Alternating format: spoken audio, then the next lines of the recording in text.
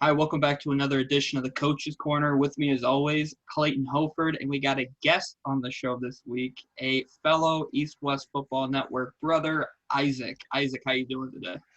Good. Happy to be here. Excited to talk some football with you guys. Gotcha. Clayton, how you doing? Never better, my man. That's always good to hear. So starting off, we got a review of last week's game between the Colts and Steelers.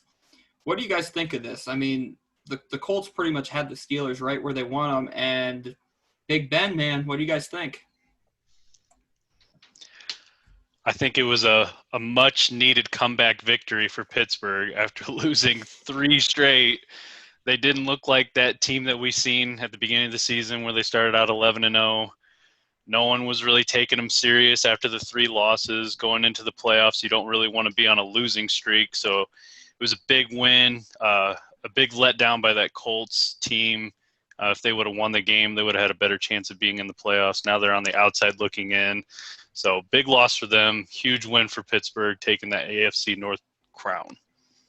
Yeah, and one thing we were talking about, multiple times on this show throughout the year, Clayton and I talk about how, it would really help Ben Roethlisberger out if they could generate a running game, and we kind of felt that as if the Steelers weren't able to run the football through the course of the this last half of the year going into the playoffs, that they were going to really, really struggle, and this game might have been an anomaly a little bit because they were right here I have the Steelers running the ball for a grand total of like 22 yards, and Big Ben passing for 341.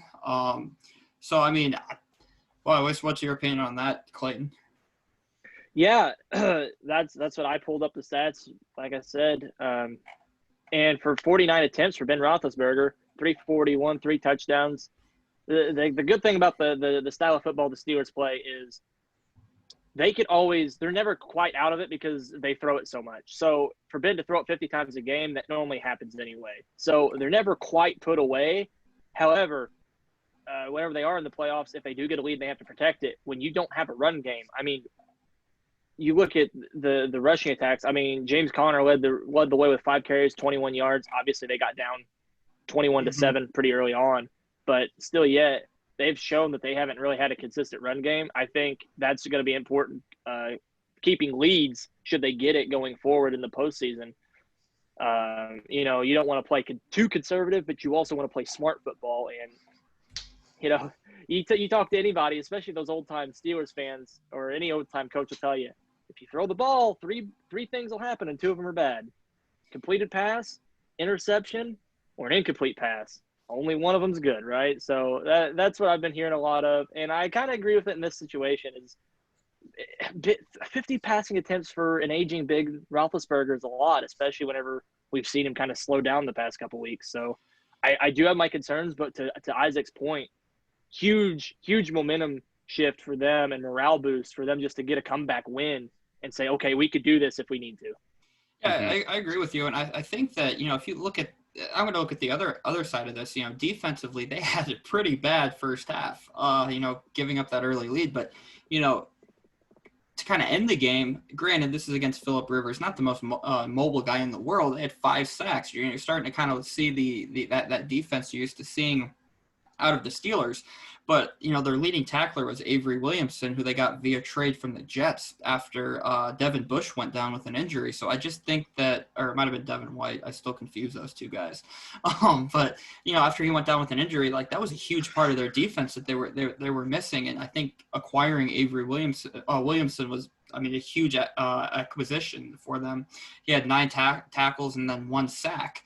So, and then on the flip side of things, looking at the Colts, for the most part, they were able to run the football, which I think helped Phillip Rivers out a lot. But at the end of the day, I think that the biggest thing that the Colts are missing right now is, I don't feel like any of their receivers are a true threat.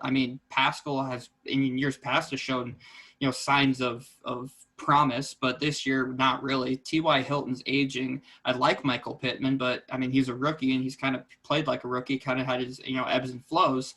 They have a 3-headed monster at tight end when Trey Burton's healthy and Jack Doyle's healthy, but, Mo Alley Cox, I think, is the future of that team. But defensively, I think the biggest thing you have to look at is they weren't able to get to Big Ben, who, just like Phillip Rivers, I think they're both 2004 draft class, if I'm not mistaken. They're not mobile. I think they got to Big Ben once, and that's it. Other than that, that offense pretty much played a clean game.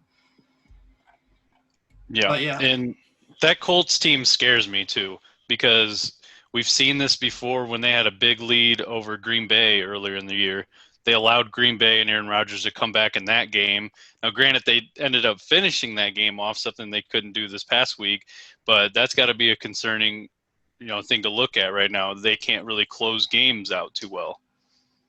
Yeah, for sure. And just another aspect of football, I guess, that you could look at is, the Colts didn't play a very disciplined, football. They had 9 penalties for 83 yards, and generally, especially when you get in the playoffs, those penalties will kill you, especially if you're in a situation where you're trying to either protect the lead or come back. It doesn't really matter, I guess. And, you don't have a very mobile quarterback. So when you get to those, let's say, you're looking at a 3rd and 2 and you get a false start penalty and you go back to a 3rd and 7, now those defensive ends can pin their ears back a little bit and they can kind of really get after, an aging quarterback that's not mobile. And it's not good at all. Seems like the Colts overall, it's almost like they don't know what direction to go with the offense. I know, Isaac, me and you, and early on in the year, we're talking about we love Michael Pittman Jr. We're like, this guy's a freak, for fantasy purposes. When we're doing the fantasy show, we're like, this guy needs more touches. Well, then he has that hot stretch of games where he's just dominating.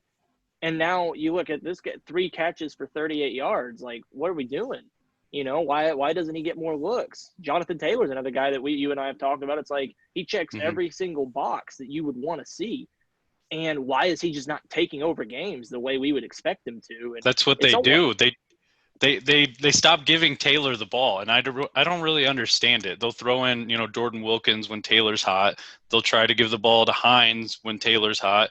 And the other way around, when Hines is having a great game, they'll give the ball to Taylor. There's no consistency in that running back committee right now, just because of the coaching decisions. Yeah, it's definitely poor management on the coach's part that happens. I don't know if they rely on a run game coordinator, if it all just kind of goes through the head coach, which at the end of the day, it all goes through the head coach because they're the ones that really make those decisions. But I do think that the Colts do have 3 very good running backs. But I agree with you guys. I think that they fail to go with the guy who has the hot hand. And I don't know if they're trying to focus too hard on not giving, one guy too many carries and dinged up. But at the end of the day, you got to go with, the hot hand. And I just think they haven't done a great job of doing that. I like that they're trying to make more of an effort of running the football to help Phillip Rivers and to help, the passing game out, help the defense out by shortening the games.